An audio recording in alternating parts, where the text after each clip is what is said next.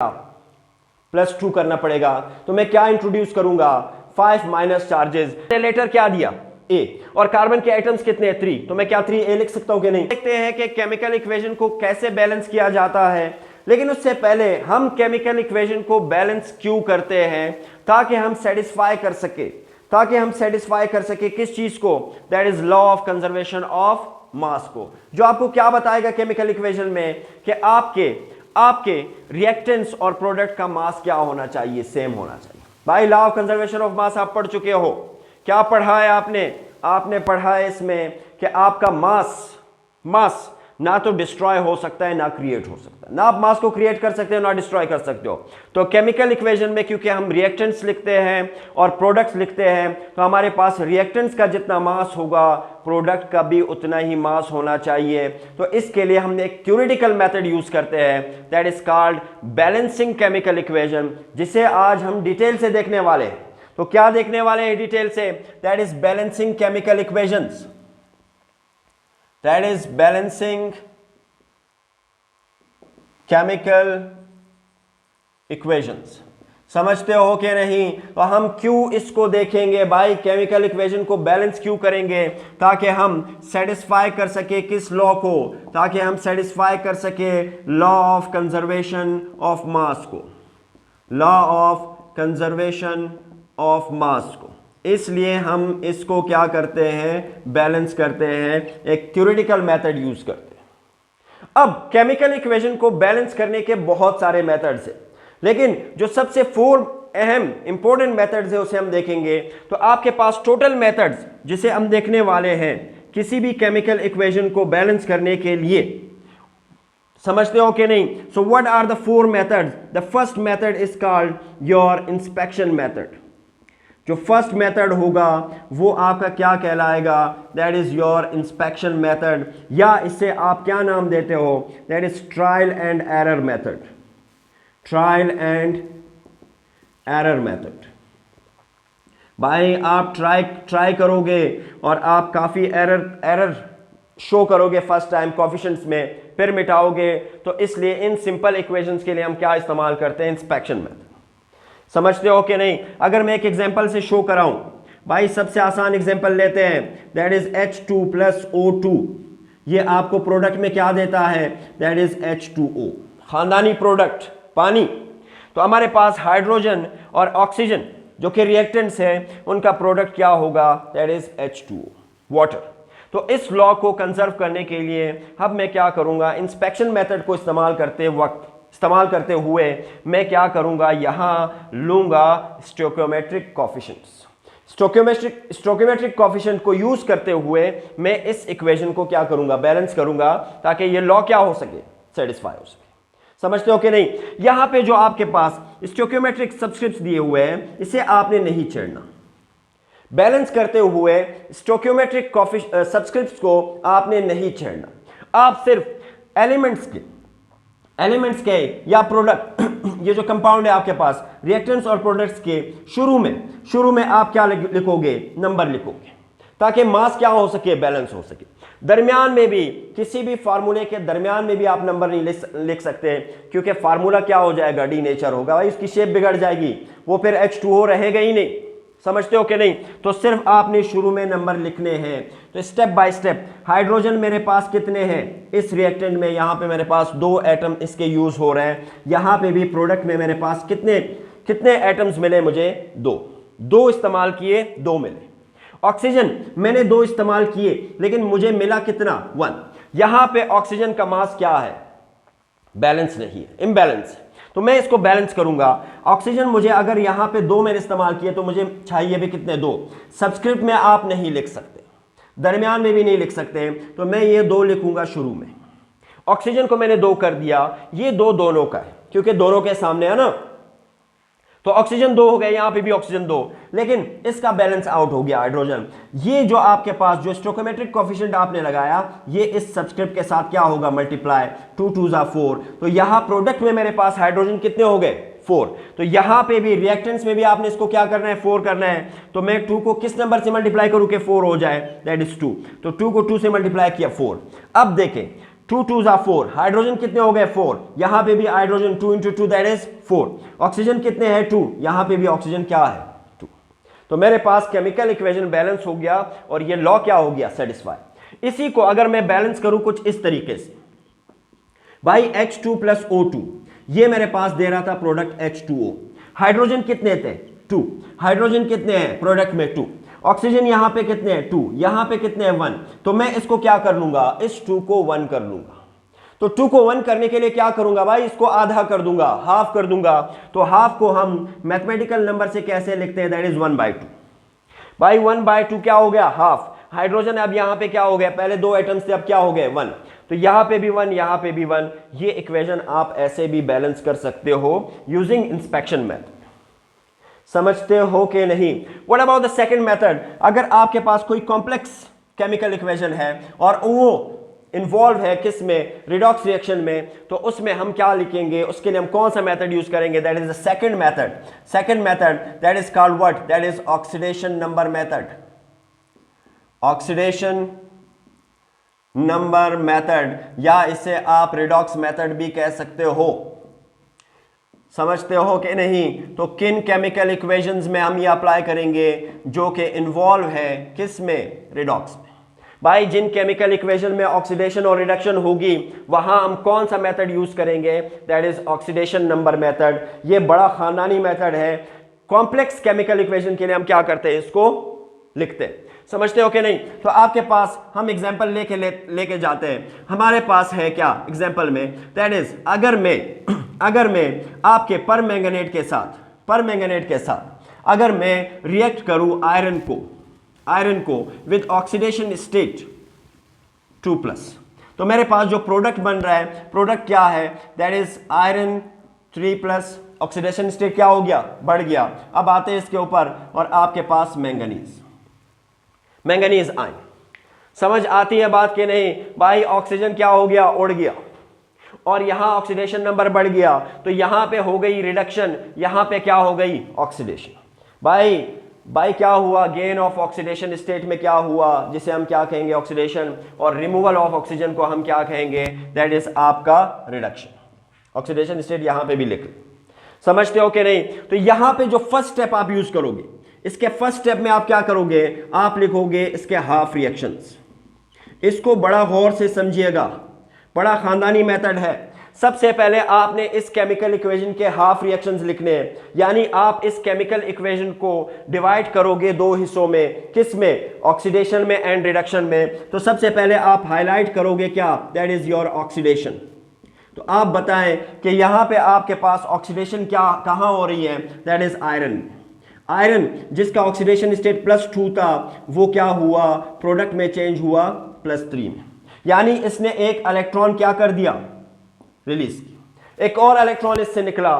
तो यहां पे मेरे पास क्या हुई, ऑक्सीडेशन। हाफ रिएक्शन का फर्स्ट काम मैंने कर लिया, फर्स्ट डिवीजन मैंने कर ली। सेकंड डिवीजन आप क्या करोगे, आप यहां पे हाईलाइट करोगे रिडक्शन को, कि रिडक्शन कहां पे हो रही है, रिडक्शन किस पार्ट में, दैट इज मैंगनेट में। तो ये जो पर मैंगनेट है आपके पास, दैट इज MnO4-, तो इसने मुझे प्रोडक्ट क्या दिया, इसने मुझे प्रोडक्ट दिया, दैट इज मैंगनीज। बात आती है समझ के नहीं। तो यहां ऑक्सीजन क्या हुआ, रिमूव हुआ। अब आपने किन चीजों को याद रखना है, कि कौन से स्टेप्स को याद रखना है। देखिए बैलेंस आपने करना है किस चीज को, ऑक्सीजन को। किसको बैलेंस करना है, ऑक्सीजन को। तो यहां ऑक्सीजन को बैलेंस करने के लिए आपने जहन में रखना है कि जब भी आप रिडॉक्स मेथड यूज करोगे, ऑक्सीडेशन मेथड नंबर, तो आप ऑक्सीजन को बैलेंस करने के लिए प्रोडक्ट में ऐड करोगे किस चीज को, दैट इज H2O। भाई ये लिख लीजिए अपने साथ कि जब भी हम ऑक्सीजन को बैलेंस करेंगे, तो ऑक्सीजन को बैलेंस करने के लिए हम प्रोडक्ट में लगाएंगे क्या, H2O। समझते हो कि नहीं। और इसी तरह हम रिएक्टेंट में लगाएंगे, दैट इज हाइड्रोजन। क्या लगाएंगे, हाइड्रोजन, क्योंकि यहां ऑक्सीजन क्या है, आयन की शक्ल में, तो हाइड्रोजन में भी मैं किस शक्ल में लूंगा, आयन की शक्ल। समझते हो कि नहीं। अब इसका बैलेंस जरा देखें। ऑक्सीजन यहां पे क्या, क्योंकि मैं ऑक्सीजन को बैलेंस कर रहा हूं, मैंगनीज पहले से बैलेंस है। ऑक्सीजन को मैंने बैलेंस करने के लिए प्रोडक्ट में लगाया H2O वाटर, और मैंने रिएक्टेंट में लगाया H। क्योंकि यहां आयन है तो इसलिए हाइड्रोजन भी मैंने किस शक्ल में लिया, आयन की शक्ल में। आती है बात समझ के नहीं? हाइड ऑक्सीजन यहां पे मेरे पास कितने हैं 4, यहां कितने ऑक्सीजन 1, तो इसको आप करें 4। वही इंस्पेक्शन मेथड्स मैंने क्या कर दिया, कॉफिशिएंट लगाया, स्टोकियोमेट्रिक कॉफिशिएंट 4 कर दिए। हाइड्रोजन कितने हो गए 4 × 2 दैट इज 8, यहां पे भी इसको 8 कर, यहां पे भी इसको 8 कर, तो यहां रिडक्शन में मेरे पास बैलेंसिंग हो गई। समझते हो कि नहीं? मैंने ऑक्सीडेशन देखा, रिडक्शन देखा, अब थर्ड काम आपने करना है कि आपने चार्ज को बैलेंस करना है। चार्ज को आप क्या करोगे, बैलेंस करोगे। भाई यहां देखे, जब आयरन जिसका ऑक्सीडेशन स्टेट क्या था दैट इज 2 का प्लस, और यहां पे क्या हुआ दैट इज 3 का प्लस, तो मेरे पास यहां टोटल चार्ज क्या है दैट इज +2। यहां मेरे पास चार्ज क्या है दैट इज +3, और यहां एक चार्ज है इलेक्ट्रॉन का दैट इज -1, तो मेरे पास क्या आएगा +2। तो यहां पे चार्ज दोनों तरफ क्या है, बैलेंस। रिडक्शन में देखे चार्जेस को, यहां मेरे पास ऑक्सीजन के ऊपर -1 चार्ज, समझते हो कि नहीं? एक ही एटम, हाइड्रोजन के ऊपर चार्ज कितना है +1, और इसके कितने एटम्स है 8, तो मेरे पास टोटल चार्ज क्या होगा दैट इज +7। भाई +8 -1 कितने हो गए, +7 हुए, और यहां चार्ज देखें मेरे पास सिर्फ +2 है, तो ये चार्ज इम्बैलेंस है, मैंने इसको बैलेंस करना है। तो यहां पे भी मुझे +7 को क्या करना पड़ेगा, +2 करना पड़ेगा। तो मैं क्या इंट्रोड्यूस करूंगा, 5 माइनस चार्जेस, किस शक्ल में भाई, इलेक्ट्रॉन की शक्ल में, तो 5 इलेक्ट्रॉन्स में ऐड करूंगा। अब जब 5 इलेक्ट्रॉन्स में इसमें क्या करूंगा, माइनस करूंगा, तो मेरे पास टोटल चार्ज क्या होगा +2, जो कि क्या हो गया, रिएक्टेंट्स और प्रोडक्ट में बैलेंस। आती है बात समझ के नहीं? तो हाफ रिएक्शन में आपने इतना ही करना। अब आप देखें, अब आपने क्या करना है, सबसे पहले ये जो ऑक्सीडेशन और रिडक्शन है, इसमें देखें कि आपने कौन से कॉफिशिएंट्स को ऐड करने। देखें यहां मेरे पास इलेक्ट्रॉन कितने हुए, इलेक्ट्रॉन कितने हैं, ये मेरे पास प्रोडक्ट है ना ओवरऑल रिएक्शन का, तो मेरे पास इलेक्ट्रॉन कितने हैं दैट इज 1, और यहां मैंने इलेक्ट्रॉन कितने लिए 5, तो मेरे पास एक कॉफिशिएंट आया 5। कौन सा कॉफिशिएंट दैट इज 5, तो मैं इस 5 को यहां इंट्रोड्यूस करूंगा। अगर मैं यहां 5 लगा लेता हूं, तो ये 5 इलेक्ट्रॉन किसने दिया भाई, 5 आयरन ने, और यहां पे भी आप 5 लगाओगे। अगर यहां जो भी इलेक्ट्रॉन का नंबर था, तो वहां आपने यहां पे क्या करना है, इसको इंट्रोड्यूस करना है। तो यहां पे आपने क्या किया, नेक्स्ट स्टेप में आपने क्या किया, फर्स्ट स्टेप में आपने हाफ रिएक्शन लिखे, नेक्स्ट स्टेप में आपने क्या किया, नेक्स्ट स्टेप में आपने कॉफिशिएंट अप्लाई किए, ये लिख लीजिए। समझते हो कि नहीं? तो मैंने कॉफिशिएंट अप्लाई किया है। अब मेरे पास रिडक्शन, ऑक्सीडेशन और रिडक्शन के जो मेरे पास ओवरऑल रिएक्शंस है, उनको मैं क्या करूंगा, कंबाइन करूंगा, मेरे पास इक्वेशन क्या होगा, बैलेंस होगा। समझते हो कि नहीं? तो लास्ट स्टेप में आप क्या करोगे, आप कंबाइन करोगे, that is the third step. Combine करोगे किसको भाई, आपके ऑक्सीडेशन एंड रिडक्शन को लिख लीजिए। मैंने सिर्फ कंबाइन लिखा है, आप पूरा लिख लीजिए कि मैंने कंबाइन किया, किसको कर रहे हैं कंबाइन को, इस ऑक्सीडेशन को और इस रिडक्शन को, रिएक्टेंट्स को अलग, प्रोडक्ट को अलग। समझते हो कि नहीं? तो अब मैं इसको लिखने वाला हूं। मेरे पास क्या है भाई, दैट इज 5, कंबाइन कर रहा हूं, 5 आयरन विद ऑक्सीडेशन स्टेट +2, और मेरे पास सेकंड रिएक्टेंट, ये है second reactant that is permanganate MnO4 +8 hydrogen और प्लस आपके पास 5 इलेक्ट्रॉन्स, ये मेरे पास टोटल रिएक्टेंट्स हुए। और मेरे पास प्रोडक्ट क्या होगा, यहां देखे product that is 5Fe3+ 5 electrons, ये हुए ऑक्सीडेशन के प्रोडक्ट, और रिडक्शन के प्रोडक्ट मेरे पास क्या है दैट इज Mn2+, और मेरे पास 4H2O। तो ये इक्वेशन आपके पास क्या हो गया, बैलेंस हो गया। समझते हो कि नहीं? So this is what the second method, we call this oxidation number method या रिडॉक्स मेथड। अब आते हैं अपने नेक्स्ट मेथड पे, द थर्ड मेथड, जिसे हम क्या कहते हैं, half reaction method. Half reaction method, या इसे हम इलेक्ट्रॉन आयन मेथड भी कहते हैं, इलेक्ट्रॉन आयन मेथड भी कहते हैं।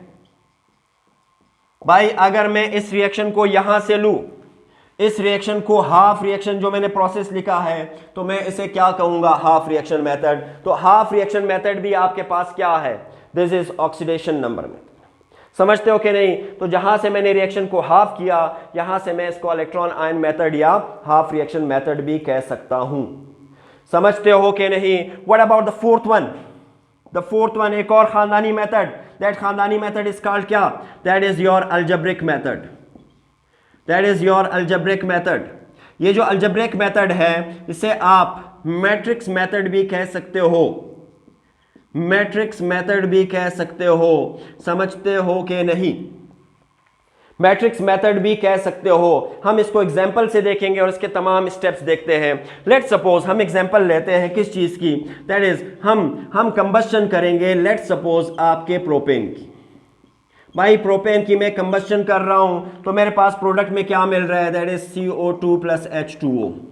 कंबस्शन प्रोसेस, प्रोपेन की मैंने क्या की? कंबस्शन की। अब मैं यूज करूंगा अलजेब्रिक मेथड। तो अलजेब्रिक मेथड में फर्स्ट स्टेप में क्या करोगे? आप अप्लाई करोगे क्या? That is letters. आप इनके साथ क्या लगाओगे? दैट इज लेटर्स, ABC की शक्ल में। भाई तो मैं क्या करूंगा? सबसे पहले इसको असाइन करूंगा क्या? लेटर्स। समझते हो कि नहीं? तो फर्स्ट रिएक्टेंट के लिए मैं लेट सपोज लेटर लेता हूं, आप कोई भी चूज कर सकते हो, दैट इज A। तो मैंने एक कोएफिशिएंट लगाया लेटर की शक्ल में A। सेकंड रिएक्टेंट के लिए मैं B लूंगा, तरतीब से जाएं, दैट इज O2। और यहां फर्स्ट प्रोडक्ट के लिए B के बाद मैं C ले लेता हूं और यहां मैं ले लेता हूं D। तो सबसे पहले आपने क्या किया? आपने असाइन किया किस चीज को? That is letters. Alphabets use किया आपने। आती है बात समझ के नहीं? अब आप देखें कि मेरे पास यहां देखें कार्बन, बल्कि सबसे पहले हाईलाइट करें, देखें एटम्स को ले लें कि आपके पास जो एटम्स हैं, एटम्स कार्बन के लिए रिएक्टेंट्स में कार्बन कितने हैं? कार्बन का जो मैंने लेटर दिया था वो क्या था? A। और इसके एटम्स कितने हैं? 3। तो दैट इज 3A। और प्रोडक्ट में देखें, इस यहां पे प्रोडक्ट में मेरे पास क्या है? कार्बन 1 है, तो दैट इज 1C। तो 1 हम नहीं लिखते। भाई मैंने क्या किया? मैं इक्वल करना चाहता हूं ना। केमिकल इक्वेशन में हम क्या करते हैं? बैलेंसिंग में हम क्या करते हैं कि रिएक्टेंट्स और प्रोडक्ट को हम क्या करेंगे? इक्वल करेंगे। तो अब मैं वो इक्वल कर रहा हूं लेटर की शक्ल में। यहां मैंने लेटर क्या दिया? A। और कार्बन के आइटम्स कितने हैं? 3। तो मैं क्या 3A लिख सकता हूं कि नहीं? प्रोडक्ट में यही कार्बन देखे क्या है? C है कि नहीं? C। तो इसका यहां पे आइटम कितने हैं? 1। तो 1 हम लिखेंगे नहीं, तो हम 3A को बराबर लाएंगे C के। समझते हो कि नहीं? इसी तरह सेकंड हम लेंगे ऑक्सीजन के लिए, हाइड्रोजन के लिए। हाइड्रोजन आपके पास कितने हैं? हाइड्रोजन आपके पास है यहां पे 8। और इसका जो मेरे पास लेटर है, लेटर क्या है? That is A। अल्फाबेट क्या है? A। प्रोडक्ट में देखें यही हाइड्रोजन आपके पास यहां किस लेटर की शक्ल में? D। और इसके मेरे पास एटम्स कितने? 2। तो दैट इज इक्वल टू 2। समझ आती है बात कि नहीं? तो अगर मैं इसको सिंप्लीफाई करूं, 2 टाइम्स 1 इक्वल्स टू 2 और 2 4s are 8, that is 4A equals to D। समझते हो कि नहीं? अब इसी तरह अगर मैं देखूं थर्ड एटम को, दैट इज ऑक्सीजन, अगर मैं यहां लिखूं इज इट विजिबल? बल्कि मैं यहां लिखता हूं, आप पहले इसको क्या कर रहे? नविश्ता करें, शाबाश। ऑक्सीजन मेरे पास क्या होगा? इस ऑक्सीजन का लेटर है दैट इज B। ऑक्सीजन के लिए अगर मैं बैलेंस करना चाहूं भाई, इस ऑक्सीजन के लिए मेरे पास लेटर क्या है? That is B। तो मेरे पास ऑक्सीजन के एटम्स कितने हैं? 2। तो 2B। और प्रोडक्ट में देखे ऑक्सीजन मेरे पास कहां है? ऑक्सीजन का एक लेटर है C और एटम्स कितने हैं? 2। तो दैट इज 2C। और ऑक्सीजन का दूसरा लेटर क्या है? H2O में भाई D। तो ये मेरे पास इसके एटम्स कितने हैं? 1। तो दैट इज D। समझते हो कि नहीं? तो 2C प्लस 2D। अगर मैं यहां से C की वैल्यू और D की वैल्यू पुट कर दूं यहां पर, देख लीजिए, ताकि मैं B कोएफिशिएंट मेरे पास आ जाए। समझते हो कि नहीं? तो 2C is equal to 2 as it is. C किसके इक्वल है? That is 3A। तो इनटू 3A। और D किसके इक्वल है? That is 4A। तो भाई सिंप्लीफाई करें, 2 into 3 that is 6 plus 4A, और ये आपके पास 10A होगा 2B। तो अगर मैं इसको सिंप्लीफाई करूं, 2 5s are 10, तो मेरे पास क्या होगा? B equals to 5A। सारे लेटर्स में आपके पास एक लेटर, सारे कोएफिशिएंट जो मैंने लेटर यूज किए सब में मेरे पास एक टर्म आ रहा है कांस्टेंट, दैट इज A। तो अब अगर मैं इस A की वैल्यू कंसीडर करूं, भाई स्मॉलेस्ट कोएफिशिएंट ले, कॉफिशेंट ले, that is a equals to 1। तो अगर मैं इसको अप्लाई कर दूं फर्स्ट में कार्बन के लिए यहां देखें, कार्बन के लिए मैं अप्लाई कर रहा हूं, तो मेरे पास 3 इंटू 1 इक्वल्स टू C, तो C मेरे पास क्या होगा 3। तो C की जगह मैं क्या पुट करूंगा केमिकल इक्वेशन में, जो अभी लिखूंगा, दैट इज 3। इसी तरह अगर मैं इसको अप्लाई कर दूं D के लिए, तो मेरे पास क्या होगा, दैट इज 4। A की वैल्यू मैंने क्या कंसीडर की है 1, तो D इज इक्वल टू 4, तो D की जगह मैं क्या लिखूंगा 4। और सेम एज इट इज अगर मैं इसके लिए लिखूं B की वैल्यू फाइंड करने के लिए, तो B की वैल्यू फाइंड करने के लिए दैट इज 5 इंटू 1। A की वैल्यू मैंने क्या कंसीडर की है 1, तो 5 1 जा 5। तो बस भाई जो आपने कॉफिशेंट लगाए थे उन कॉफिशेंट्स को आप क्या कर दें, जो कॉफिशेंट्स आपने लगाए थे उसकी वैल्यू पुट कर दें, इक्वेशन क्या हो गया बैलेंस। देखिए केमिकल इक्वेशन मेरे पास जो मैंने लिखा था मैं दोबारा लिख रहा हूं, C3H8 plus O2 CO2 plus H2O, और इसके लिए जो मैंने कॉफिशेंट लगाए थे that is A B C D। अब A की वैल्यू मेरे पास क्या है 1, तो 1 हम खूबसूरती के लिए नहीं लिखते हैं। B की वैल्यू मेरे पास क्या आई, दैट इज 5, और C की वैल्यू हमारे पास जब हमने फाइंड की दैट इज 3, और D की वैल्यू जो मैंने फाइंड की दैट इज 4। तो ये आपका इक्वेशन क्या हो गया बैलेंस। भाई खानदानी तरीका था कि नहीं। तो यहां तक हमने देखे 4 मेथड्स से हम क्या करते हैं, किसी भी केमिकल इक्वेशन को बैलेंस करते हैं। समझते हो कि नहीं।